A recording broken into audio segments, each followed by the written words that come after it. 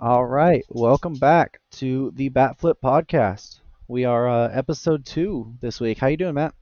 Pretty good. How about yourself? Doing all right. We got a packed show today. Oh yeah, absolutely. Gonna talk some standings and some of our early season award candidates and some of our some little bit of baseball news from the week, but there hadn't been too much going on this week, so Yeah, just kind of keep a shorter episode here and just kind of blow through this stuff. Just staying consistent. So we'll start with the standings. Kind of just go over the last 10 like we've been doing. In the AL East, uh, last 10 this week, the where the Tampa Bay Rays were on the top with 8-2. yeah, Tampa Bay's been really good. They they got a lot of good pitching, and their bullpen can be good. Charlie Morton and Tyler Glass now are a good 1 and 2. They got that pitching depth as well. They've got a good team, and I want to shout out the Orioles because they're still winning, and that's surprising. They've taken a couple series over the last week or two that have really surprised me, especially when they beat the Nationals a couple times this weekend. So Yeah, they were I 7-3. yeah, and they're only 3 games out of the division lead, and but I think as of right now, if the season ended today, I believe they'd be in the playoffs. So good for the Orioles. They've got some real talent on that lineup. I mean, Anthony Santander has played well. Rio Ruiz has played well.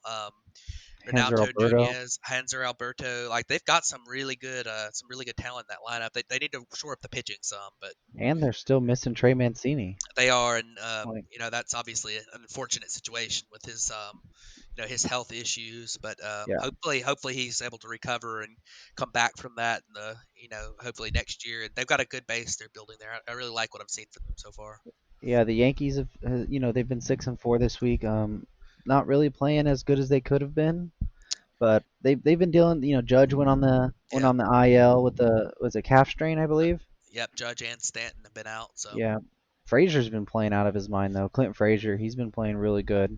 yes, he has. He's a good Uh, player. He's a guy that hadn't gotten too many opportunities because of their stacked outfield, but yeah, it's good. Toronto's 4-6 this week. It's unfortunate with Bichette going down today with the knee sprain. Looks like he's going to miss about a month, they're saying, if it all goes well. But I don't think if they're not in it, he will be back. Yeah, we'll see. I mean, I don't know if the Blue Jays will be in it. I was hoping to see a little bit more improvement from some of their young guys this year than they have had, but it's early and it's a short season, and I'm haven't loved what I've seen from some of their young guys, like Vlad Jr. hasn't been the Vlad Jr. we thought we were going to see. Take the league by storm, but he's a young guy, and it takes some time sometimes. I mean, it's so we'll see what happens, but I don't know if they're going to be able to hold on to as highly, to being close to making the playoffs or anything like that. So Yeah, I don't. Not with the way we use pitching, him being a big pickup for them. He hasn't yes, pitched very well now, especially losing Bichette. yeah, Rio's Um, started to pitch a little bit better than he was, but he's not quite he's not the Cy Young level pitcher he was last year with the right, Dodgers. Absolutely, and they're also missing Ken Giles. yeah. I saw Anthony Bass came out of the game today. Oh, I His didn't see that. his status was changed from to day to day. I have one of my fantasy teams. That's how I know that. Boston's 3-7 this week. Not very good, but we kind There, of expect that out of Boston right now. They're in that whole rebuilding kind of phase. yeah, Boston's got some good pieces. They've still got their lineup is Yeah, still got like Xander Bogarts and has been JD doing really Benintendi. well. JD Benintendi, Devers. I mean, they got some Christian Vasquez. They got some good pieces, but their pitching's been so bad. I honestly, I mean, we're at a point. We're 2 weeks from it getting to September. You're getting Hmm. close to where you can start to eliminate teams and being 10 games out. And Yeah, the pace that the Red Sox are at, and the Blue Jays really being 6.5 games out is it's gonna be really hard for either one of them to get close to the Yankees, but much less make the playoffs at all. Even though they're not too far from the playoffs technically right now, but the way they've looked so far, they're going to have to step things up, or and obviously in 2 weeks you're going to start to see some trades, and you might see these teams move on some veterans and rental type players. So Yeah. So we have we'll go on to the Central Division where you got the Twins who are only 4-6 this week. They've been scuffling some, and they better watch out on their heels because they got Cleveland right behind them, only one game back, and Cleveland's went 7-3 this week. Cleveland has got a lot more talent than people realize. They've got great pitching development, and it shows. We're going to talk about some of our early picks for Cy Young later, and we've got one with Cleveland. Very interesting with two players. Two of their top pitchers going Yeah, is Bieber getting and option. No, the one's getting option to AAA because of Clevenger. Clevenger and Plesac. Yeah, Um, they were um, they were out, you know, not being very very cautious about the COVID protocols, and so there's a little bit of drama with the Indians in that front. And I would assume to see them come back pretty soon, and that they're going to want to have just a couple days to you know. I'm sure it's a little bit of a disciplinary thing. It seems to me like, but they'll be back. I mean, in the near future, yeah, I'm sure. But they're yeah. really They'll be good. back, Clevenger's especially. both Clevenger's really good. Plesac, I always feel he's been a little underrated. He's brought out a little bit more this year, but in this kind of a season, you got to be cautious with especially with them having Cookie Carrasco, who's had his own health issues, and Absolutely. them not being very smart, and putting that team and somebody like that at risk. It's not a smart decision, but Yeah. hopefully they grow and they learn from this. Being optioned and being away from the team and just get a little bit smarter on their decisions this year. Everything's under a microscope, Yeah. and you just gotta be more cautious and just think more before you do some actions this year. Yeah. Even if nothing bad comes out of it, it's the optic of it is really bad, and Right. Yeah. we've seen it happen other places. So Chicago, White Sox, they were 4-6. Detroit 4-6. Kansas City 6-4. They're all starting to sort of fall back. The White Sox are, especially from the top two. Detroit's came back down to earth, and then we've talked before about the Royals, being in that rebuilding phase. So not yeah, much more the to hit White on. Sox, the White Sox, I think could still possibly hang around. I mean, they've got a lot of talent. Another one of the guys we're going to talk about later, Luis Robert on the White Sox, to go along with they got Yohan Moncada, Yasmani Grandal, Jose Abreu, and their pitching staff has a couple of pretty good bright spots. Like obviously Giolito is a good pitcher, and Dallas Keuchel's looked pretty good so far this year. So um, they've been. I mean, the White Sox could hang around, I think, but I don't think they're as good as the Indians and the Twins. Yeah, I just don't see them being, even in that division race. I think those Yeah, two, the Twins and Indians, are going to clearly, I think, start separating themselves, and even the playoffs being expanded this year, with that wild card, you still got teams like the Rays, you got the Astros, you got the Rangers. If the Rangers can even get some of their pitching and stuff more healthy, like I just don't think the White Sox are a team that's going to compete this year. I think I think they're a year away, if not two. Just let their hitters develop some more, yep, and they got a couple good pitchers, young pitchers, Dane Dunning and Kopech, that they're still waiting to come absolutely. up. Dylan Cease as well. Yeah, I Wanted forgot him. about Dylan Cease. Yeah, get a little bit more seasoning there. Yeah. We'll jump over to the West, where the Oakland Athletics, even missing Ramon Laureano, they've went 8-2 in their past 10. Speaking of Laureano, he got his suspension reduced down to 4 games now, so he should actually be back pretty soon. I think within a day or two he'll be back from that. Um, they've been crushing the Giants this week. I think there was a time they were down in the bottom of the ninth and hit a Yep. grand slam to tie it up, and then another home run to take the lead, and then they went into extra innings today. It was on Sunday, I think they August had to come. They had 16th. to come back today, didn't they?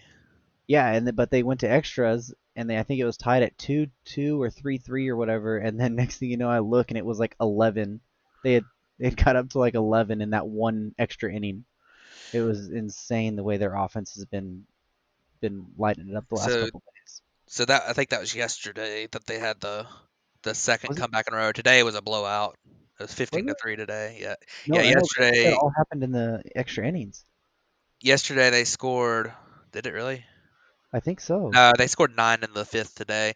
Oh, did Yesterday they? it was yeah, yesterday it was they scored 4 in the ninth, and the day before I think they scored 5 in the ninth. So, Oh, I thought I saw that, but I guess um I saw it wrong then.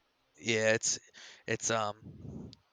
it's definitely I mean, the Athletics are a team that is winning close games right now, and there's a lot of good pieces there. But I mean, we're talking about a little bit about run differential and you know winning those really close games. Close games are magnified more this year because there's a lot of that variation that comes in close games is it's diminished because every time you win one, it's a big deal in the standings with it being a short season. Right. So, but I don't know if the A's are a team that's going to keep up a 7-7 win percentage over the course of the season, but they're good and they've already built themselves a 4.5 game lead with a month and a half to go in the season. So I think they've Yeah. got a really good shot to win that division and stay ahead of the Astros. So Especially with all the injuries the Astros have been coming on and their players struggling. yeah, especially in the pitching staff with Verlander going down. So Yeah, he said that he wants to start picking the ball up again. I think it was next week. That's when he said he wants to start, seeing if he can how his arm feels, and then he'll make a decision if they're gonna try and rehab it some more or just shut it down. So look for right. that information to be on next week's episode. Yeah, and I'd love to see Verlander pitch well because he's such a talented guy. But Oh yeah, for sure. it's definitely hurts the Astros. They've got some pieces that have done pretty well in their lineup. They've really had a makeshift pitching staff that has pitched fairly well. So we'll see what happens with them. They're still there. They're not going to go. I don't think they're going to just completely fall out of it. I think they'll make the playoffs because obviously the top two teams in each division are making it this year, and I don't see that we're going to talk about the Rangers, A's, and Mariners. I don't know if any of them will surpass the Astros. Um, I mean, Texas is so only a half game back, and they went they 7-3 are, this past week. Their run differential does not look promising, being a negative 15. yeah. But with Mike Minor, Lance Lynn, if they can get Kluber back, I think they can start competing in this division. I mean, especially if the Astros keep struggling and they can't get healthy. Lynn's looked really good this year. He's been Minor's been great. Minor's been what you've expected so far. I mean, they're a team I would definitely not sleep on to make a push for that wild card. Obviously, I don't think they're going to get up there and take the division from the A's, but they're definitely a sneaky wild card team that I think most people are overlooking. Oh, they're absolutely a potential wild card team. Don't get me wrong. I mean, they're what a half game out, and we're we're a month and a half left in the season, and a lot of this is, and look out next week. I believe we're gonna do some pre-trade deadline discussion, and that's something that's coming up pretty soon too. So I mean, if the Rangers are at 500 and a half game out, you never know what they might pick up at the deadline too. So I Yeah. definitely think they got a shot at it. Angels, Mariners, not much to talk about there. 3-7, two and Yeah, eight, just all been struggling. yeah. The Angels pitching staff outside of Dylan Bundy, who's been really good, is not great because Andrew Haney's been all right. He's never going to be an ace, but he's kind of your typical number three starter. He's been pretty good, but I mean, the rest of their staff with Otani being out I mean, Patrick Sandoval and Julio Teheran. I mean, Julio Teheran looked horrible, so I know he did really bad today. Really had a really poor game today, and that's unfortunate because I'm a big Julio Teheran fan. I really like the guy. I think he's a bulldog on the mound. I really really like him, and I hope he's able to turn it around. But it's been a struggle so far. So the National League East division, they've been pretty mediocre all week, 5-5 for the top three teams: Marlins, Braves, Phillies. Nats have been 4-6, along with the Mets at 4-6. The Nats got Soto back. He's been looking really dang good. But this division is just looking mediocre altogether. I mean, I don't think there's one team that's really going to separate themselves from the pack. And the way that the Braves pitching has really went down, the Phillies bullpen's terrible. The Nationals pitching has not been what you've expected. I mean, the Marlins could stick around in that thing and make a push for. I know especially this shortened season is going to help it out, but I think that they could still make a push for those playoffs. Yeah, the Marlins are an interesting team because they're really young and they play really hard and they're exciting. They run. They're really athletic. They run a lot. I watched them a bit this weekend with their series against the Braves, and they were they're pretty good. They have their starting pitching's been good. They're doing a really good job developing their young guys. I know Eliza Hernandez pitched today, and I mean he went 5 innings, didn't walk anybody, 9 strikeouts. I mean. Um, Well, and they that still was haven't. They still don't have impressive. Alcantara back. They don't have Alcantara back, and he's going to be he's probably their most promising pitching prospect. But they've got other guys. I mean, they got Jordan Yamamoto, Pablo Lopez. These Yeah. are some guys that nobody's really talked about too much, but they've got a pretty good amount of talent there. In their pitching rotation, and they're doing a good job developing it. And, of course, we've touched on the Braves a lot.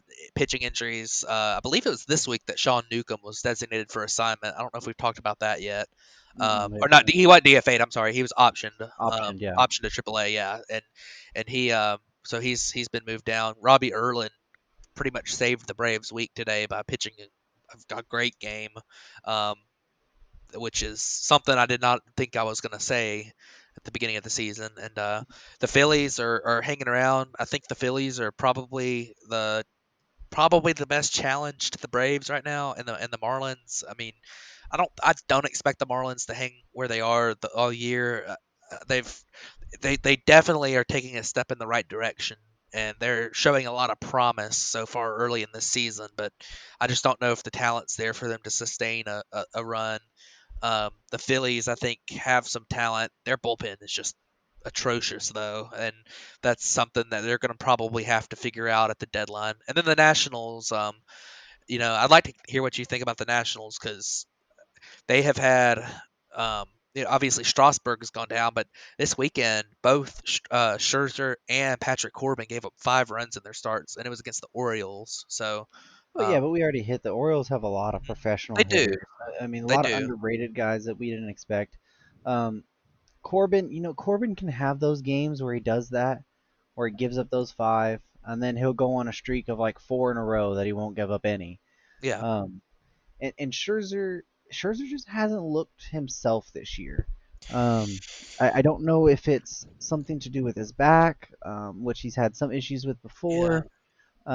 Or if it's age finally starting to catch up on him. He's thrown a lot of innings, but yeah, his stuff still seems there. The velocity's yeah, still popping.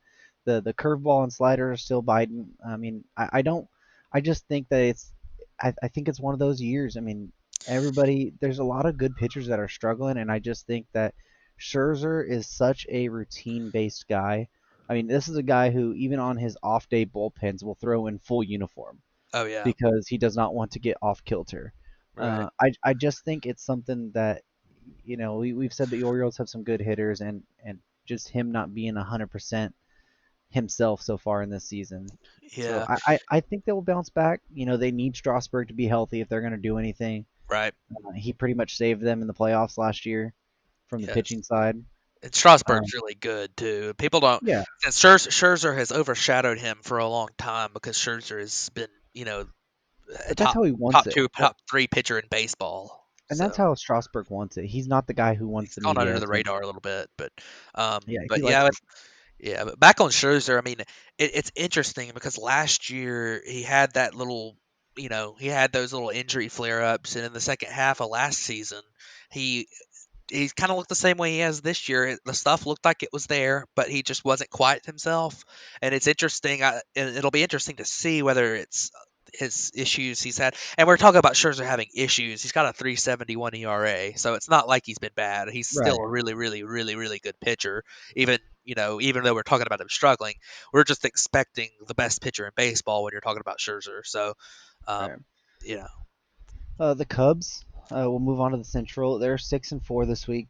Still playing a good enough baseball to stay ahead in that division, even with that bullpen. The Cardinals are just starting to get back and playing this week, and they did. I mean, I saw they blew up for 4 runs in that first inning, but they're gonna have a lot of games and a lot of days.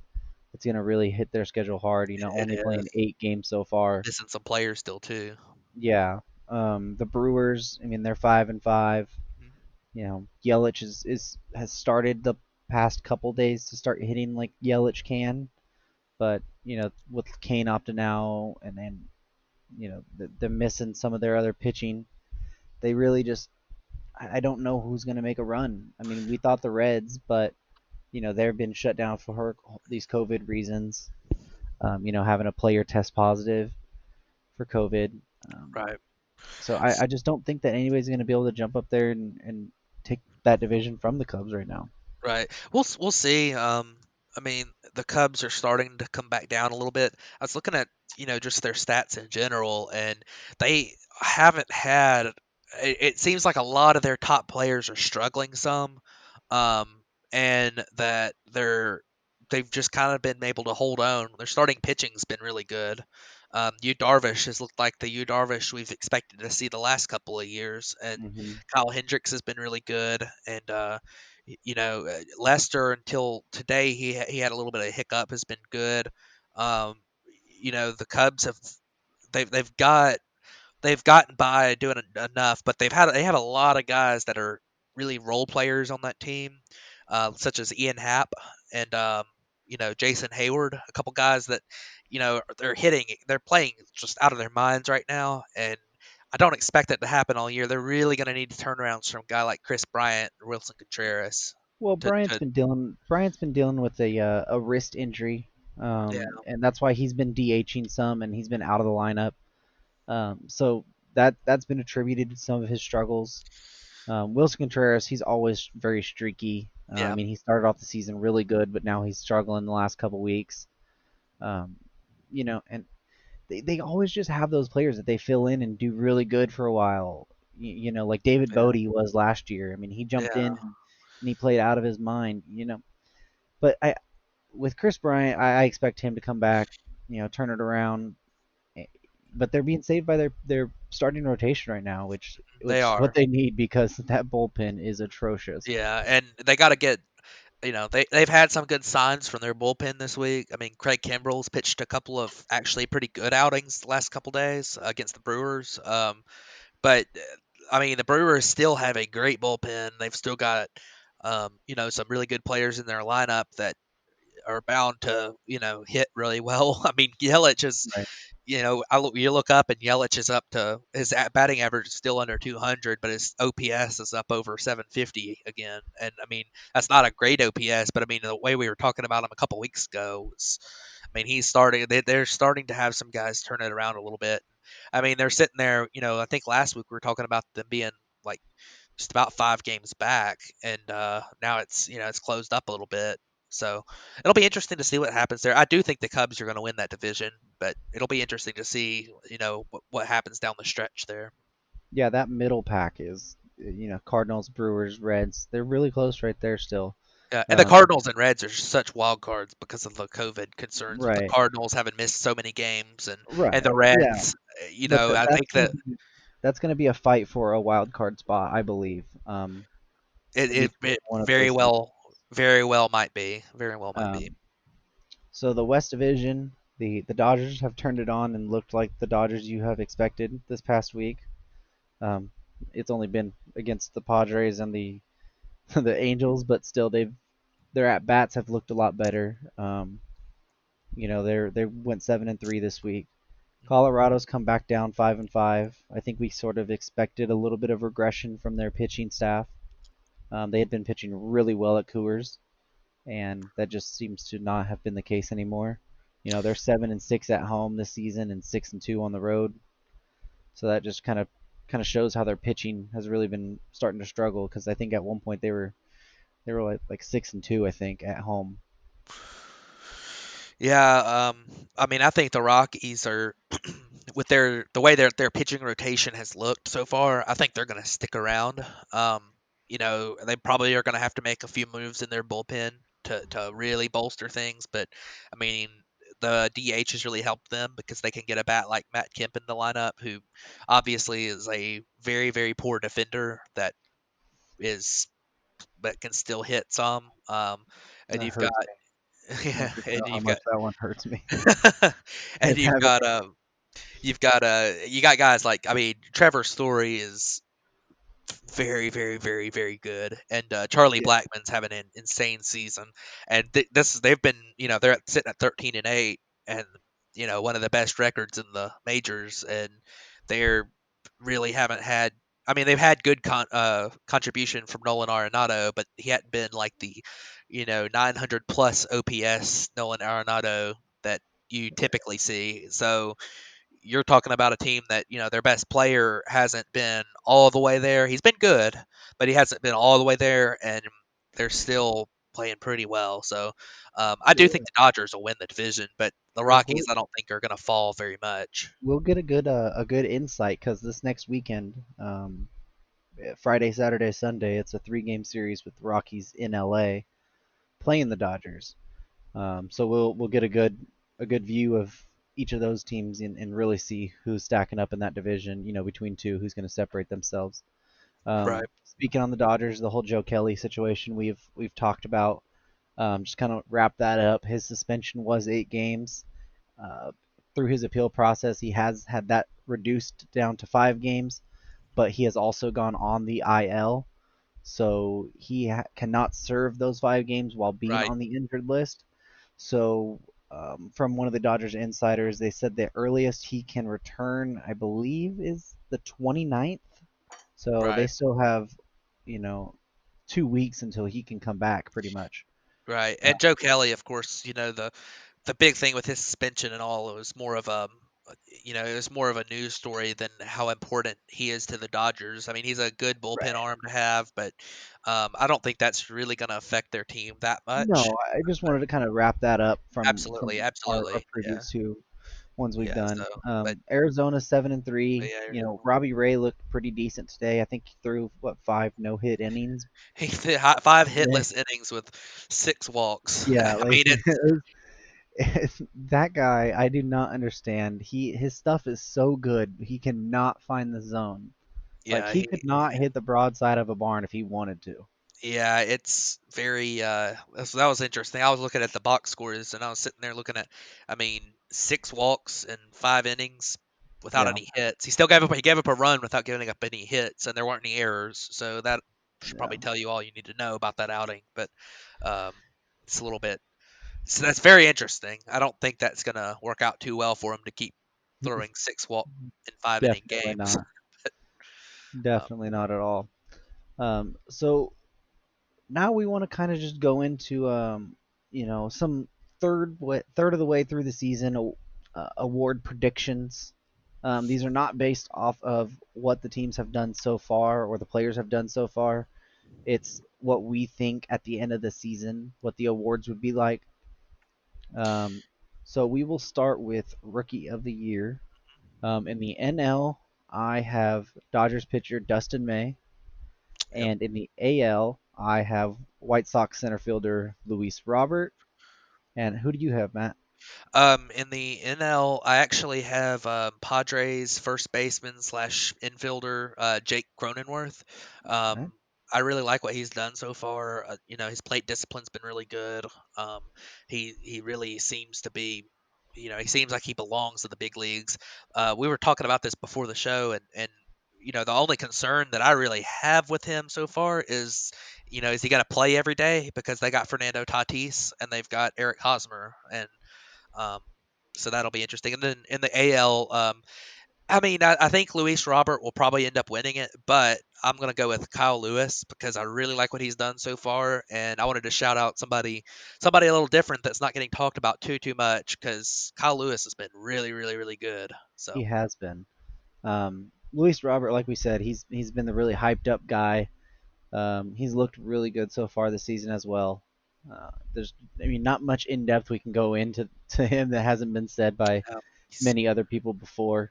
On the NL side, it's really weak this year with the rookies. And Cronenworth, I was debating between Dustin May and Jake Cronenworth.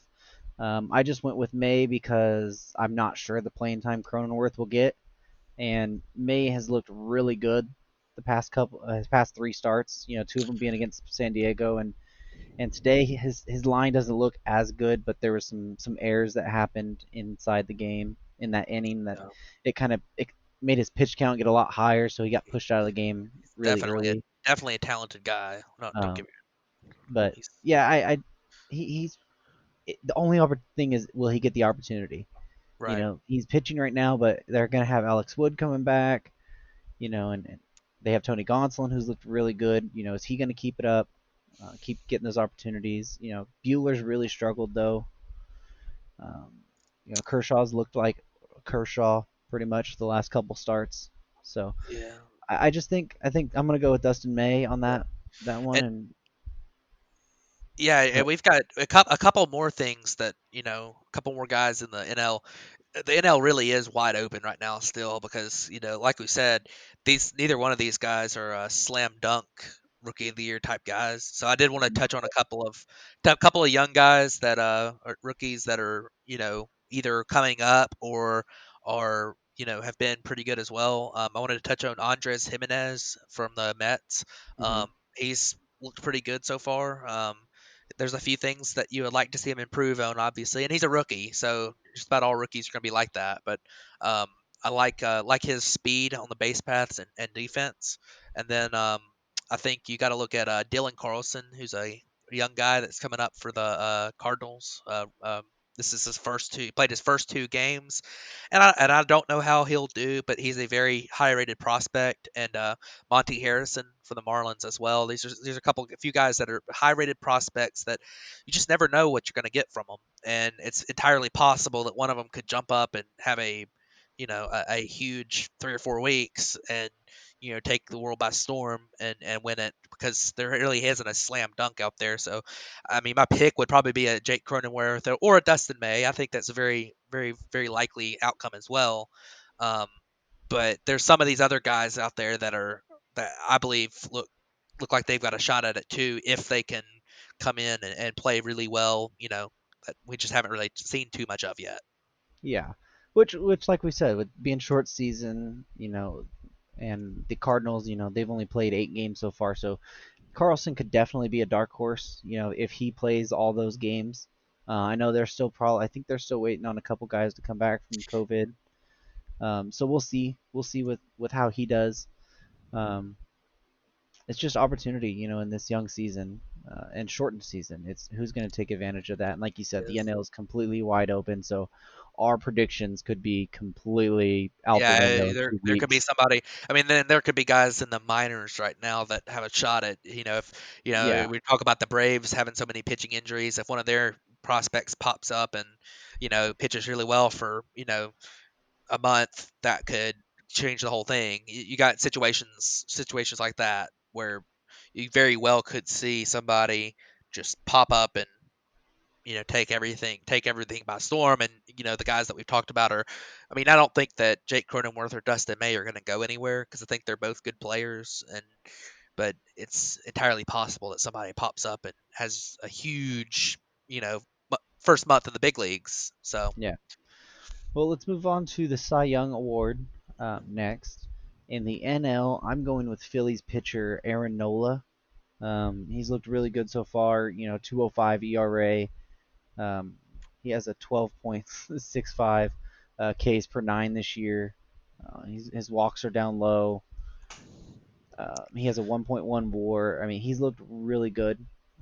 And you know, most people are going to go with Sonny Gray or Trevor Bauer or even like a Herman Marquez. But I think Nola's been one of the more underrated guys, and I've always liked what he can do. And him being that leader of that Philly staff, I think he's just going to have to you know really up his game with that bullpen being so bad.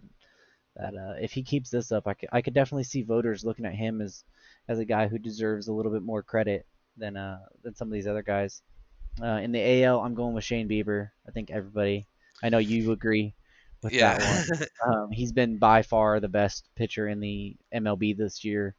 Bundy's given him a run in the AL, but I just think I've seen a longer track record from Shane Bieber than Dylan Bundy of being very good. So I think Bieber. I'll let you hit on him right now.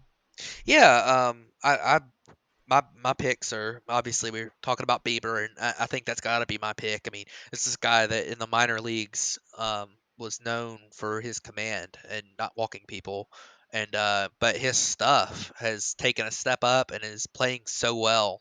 Um, he is a guy that has been he's got a 130 ERA so far. I mean, 14 strikeouts per nine. Only 1.5 walks per nine. These are elite numbers, especially the 1.5 walks per nine and 14.02 strikeouts per nine. And that differential is insane. He's also getting the ball on the ground a lot, more than 50% of the time. So, this is a guy that's not giving up a lot of home run balls. He's not he's striking people out. He's getting a lot of walk. He's not giving up lot of walks, and I mean you can see it in his ERA and a lot of his peripheral stats and advanced stats are really showing that the analytics are showing that his ERA is legit, and his ERA is one of the he's the lowest in the American League, I believe, other than Lance Lynn, um, who has also been very good. And then in the NL, my pick was Sonny Gray, who has been incredible this year. He's always been a good pitcher that could get the ball on the ground a lot. But I mean, he's striking people out. The Reds are doing an excellent job with their pitching development and their ability to turn around pitchers that get there. Because Sonny Gray, is a guy that was really good with the A's, but after he had gone through a couple places like when he was with the Yankees where he wasn't quite as good, didn't fit quite as well, and the Reds have turned him back into honestly the way he's looked this year and the way he looked at times last year, he's looked better than he ever looked with the A's, which he was a good pitcher with the A's.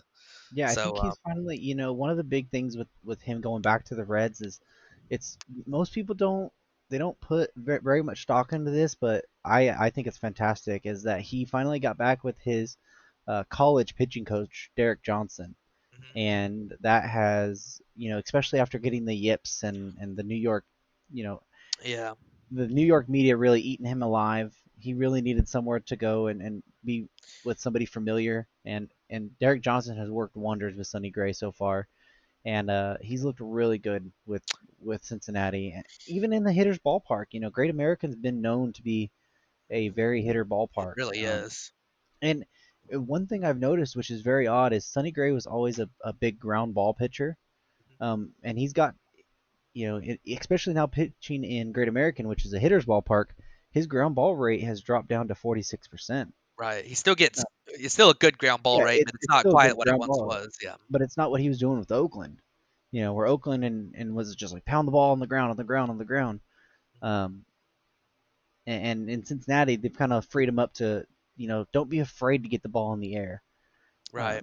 And it's really worked out for him so far. Yeah, and if you look at Cincinnati in general, with their pitching staff, you're looking at a lot of guys who are elevating their fastball more and are pitching to a lot more strikeouts. Like you look at in the top 10 in Fangraphs WAR from for pitchers, Luis Castillo's up there too, and Hmm. his ERA is not quite as low, but his advanced metrics are very, very, very good, which you would think that 391 ERA would come down some. And this is a guy who showed ace potential last year, so he's very good. And and he's got that great changeup as well. So the Reds are very interesting with their pitching staff, and especially those top three guys in the rotation. Um, Yeah. they got three guys that are really really good. And then we could talk about for just a moment a couple of other guys in the AL and NL that I think could have a shot at overtaking these guys. Just want to shout out Dylan Bundy, who's been, and we're going to talk about him a little bit more later, but he's been very good, and it's surprising, but we've seen that from guys that have gotten out of Baltimore, which is a definitely a hitter's ballpark at Camden Yards, and they're they've made a lot of changes to their organization in the last few years, but previous to that, they really did have some issues with pitching development, and you got a guy like Dylan Bundy and Kevin Gossman, who's pitched pretty well for the Giants so far this year. That's a couple guys who have gotten out of that situation and have started to look like better pitchers. So that's an interesting thing to look at. And then you also look at Lance Lynn has been extremely good in the American League. And then in the National League, other than the guys we talked about, you've got Max Fried has been really good. He's actually leading the National League in earned run average. And then Kyle Hendricks has been good, and Yu Darvish has been excellent. Um, he's been more like the Yu Darvish that we expected to see with the Cubs, along with Herman Marquez, who it's going to be really hard for a Rockies pitcher pitching in that ballpark to win the Cy Young. But I mean, he's a really good pitcher, and he's actually got the stats to back it up right now. So, Well, let's move on to our MVP picks, and I'll let you go ahead and hit on who you have on first. all right. My MVP picks right now are in the National League. I believe Charlie Blackmon right now is I don't absolutely love his advanced uh, metrics right now, but we're looking at a third of the way into the season. He's hitting 440. So I mean, at this point in the Very season, good. and you've got a lot of guys who are going to vote for MVP that are going to vote off of stuff like that. They're going to vote off of Charlie Blackmon's hitting 440. I mean, if he's got anywhere close to a 400 batting average, people are going to really they're going to really appreciate that highly and vote for that. And based on looking at his some of his advanced metrics, you would expect his average to drop down. I don't know if he's going to keep that pace up, but you're looking at a guy that's probably going to hit over 350. He's always in quarters for half of his games, so um, he's gonna even if he's not just out of his mind like he is right now. I mean, he's hitting in cores. So um, I think that would be my pick for the National League, and then for the American League, I think. I mean, I don't pick against Mike Trout because I think Mike Trout's the best player in baseball, and I think that based looking at some of his stats, he honestly has been a little bit unlucky this year, and he's still hitting 304 with a 359 on base and a 710 slugging percentage. So you're looking at a guy who that's unlucky for him. So that's kind of crazy, and he's just Well, the and best player in baseball. he still has 9 home runs and Oh 19 yeah, RBIs, and he's only played 17 games, while some of our top people have already played 22. yep. So I mean, like you said, you can't pick against Mike Trout, and especially in this shortened season, nobody else has really separated themselves, and he's still looking this good. I don't see how voters can really go against Mike Trout right now. Yeah, I mean it's one of those things where, I think the team he plays on might hurt him a little bit because they're probably not going to be in contention by the end of the year, but I think been he's as he has been for the last, you know, we're going on 7 or 8 years now. He's the best player in baseball. So, I mean, it's not really consistently, it's not really that close. You might have one year where a guy like Mookie Betts is close to him, but I mean, and they're always going to vote, differently because you got guys that are, you Right. don't want to give it to the same guy every year. But I mean, I mean, Mike Trout's Trout's been this good. You can't deny, you especially this can't. season in this shortened thing, not giving it to him. Yeah, you're 100% right about that. And then in my NL pick, which this is going to be a little bit biased, but I don't care on these. It's a third of the way through the season predictions. I'm going with Mookie Betts. Um, he's been a little unlucky this year, but you look at he's still batting 309. He's still got a 371 on base.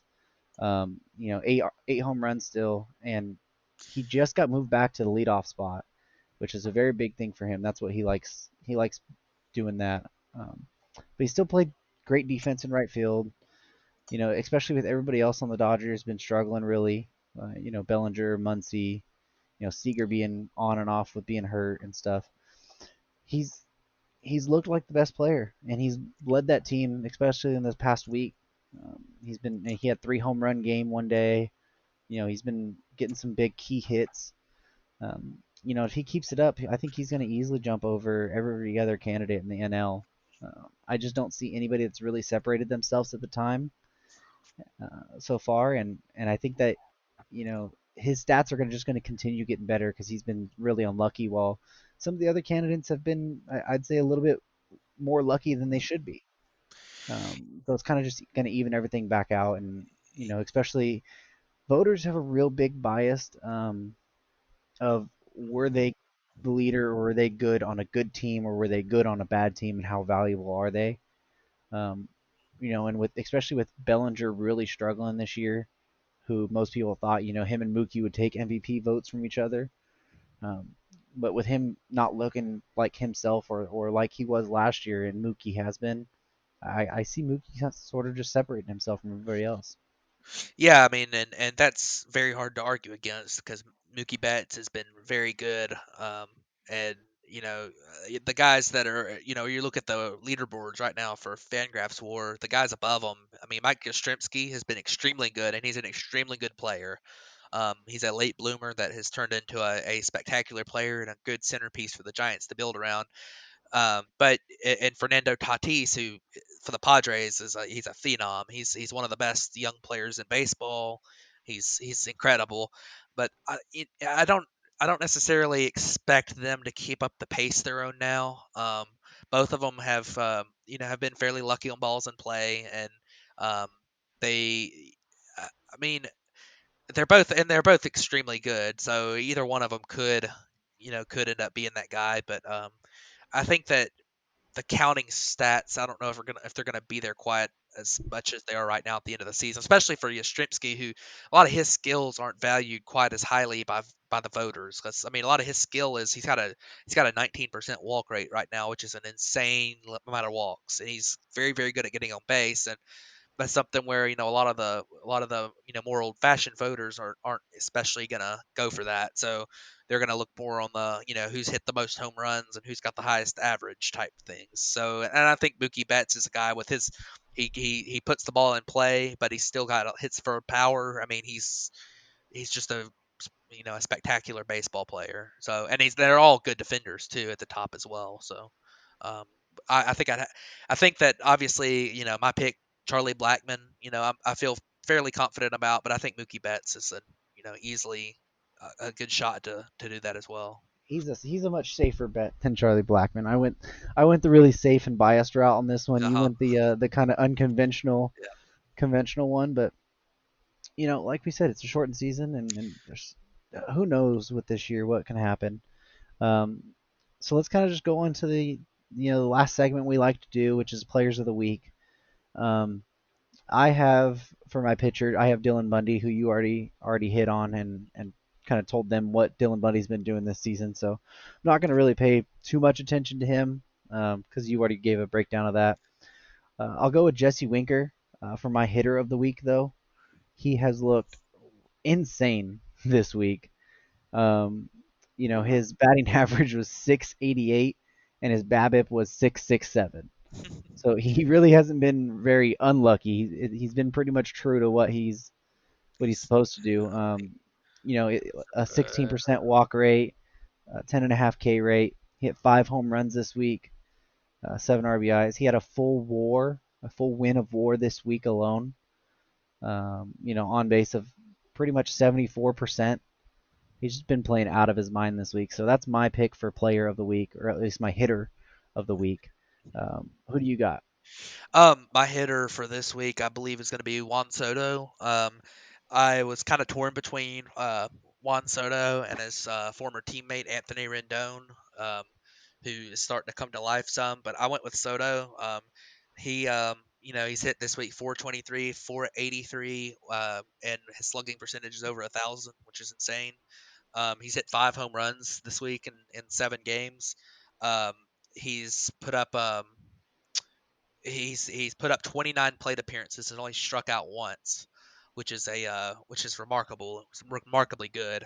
Um, and he's been very good, and he's really rescued the Nationals to a certain extent. I mean, they would be in a lot of trouble this week if it wasn't for Juan Soto, who has come back from his COVID issue where he didn't really. I don't think he really had COVID, but he had he had a false positive test, I believe. Yeah. That's what they ended up determining it was. And then he was He had a great week. Yeah, and he was held out, and then he had to get approval from the state board to let him play and Yes. all that. And it was after all of that, and then it comes out that it was a false positive. I mean, it's it's good to see him come back after all of that and be this good. This week he like you said, he's just been insane. Yeah. Uh, Betting 423, 300 BABIP, which means that he's still been a little bit, that's And he's league been average. yeah. Which I mean, the Yeah, way he's been it's playing, and it's all about that strikeout rate. I mean, that's what caught my eye when I was looking at the lists for this week was I mean, he struck out once in right? 29 plate appearances. That's a 3.4% strikeout rate, and that's like Very that's good. insane. And while still hitting for power, it's not like he's just poking the ball in play every time or bunting or something. Like I mean, he's hitting for power and doing that. So Right. he's a really good player. Well, who do you have for your pitcher of the week? My pitcher for the week is Max Fried from the Braves. He's had a great week. With the way that the Braves pitching staff has been riddled with injury, they had to have someone step up this week, and Max Fried has pitched 2 games. One was a doubleheader, 7 inning game that he pitched only 5 innings in, but he's did not give up a run in either game. Um, he's he's been over 10 strikeouts per nine this week in 11 innings pitched. Only 3.2 walks per nine. He had 3 walks in this game yesterday, I believe. Um, and I mean, he's looking like an ace right now for the Braves, and he's been spectacular.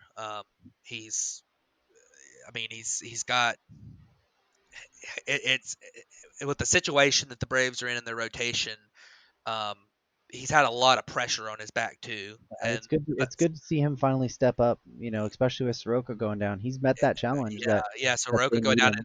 and then the guys that have struggled in the rotation as well, like having been taken out. I mean, the Braves right now have one starting pitcher, and it's Max Fried. So um, that's not either a really young, inconsistent guy or a reliever that's just trying to get out there and throw 3 or 4 innings to get the game into the middle innings for the bullpen. So Max Fried has had a spectacular week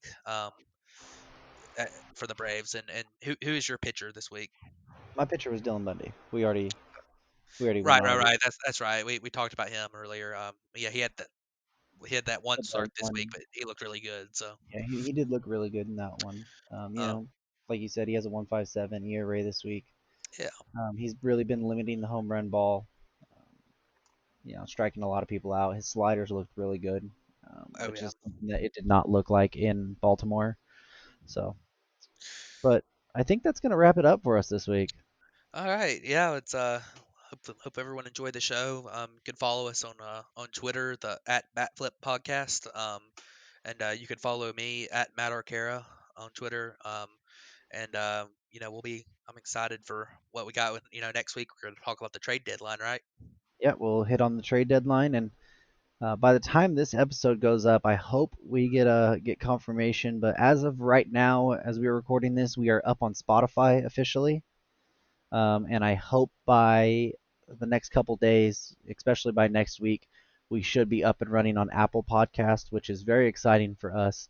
It Absolutely. gives us an extra platform where we can really start, branching out and helping grow ourselves. This is a new podcast. We're still trying to work out all the kinks of you heard today. I had a phone ring. I had a dog bark. Um, we're we're still trying to iron everything out, but we appreciate everybody that's stuck with us so far, and if you guys keep coming back, that's very much appreciated. We take any feedback, like you said, hit us up on our account on Twitter, the BatFit Podcast. Um, I'm at the real DBoy 12 on Twitter as well, if you guys want to contact me personally. But just the first couple weeks, we've had a great support so far. I can't thank everybody enough for that. I've had a bunch of people reach out and say, hey, what can we do to help, or how can we help you branch out and stuff. And I just really appreciate it. I can't say that enough. So thank everyone that has been a part of this so far, and we just hope that you guys stick with us. Yeah, it's been great. I'm really having a good time with it, and I hope we can.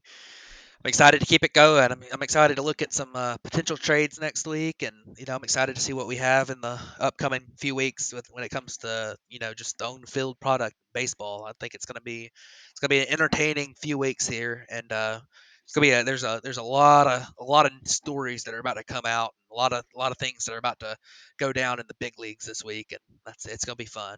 Should give us an interesting episode for next week. So make sure you Oh guys yeah. tune in. Alrighty, Matt. We'll talk to you later. All right, later, man. Later, guys. Thank everybody.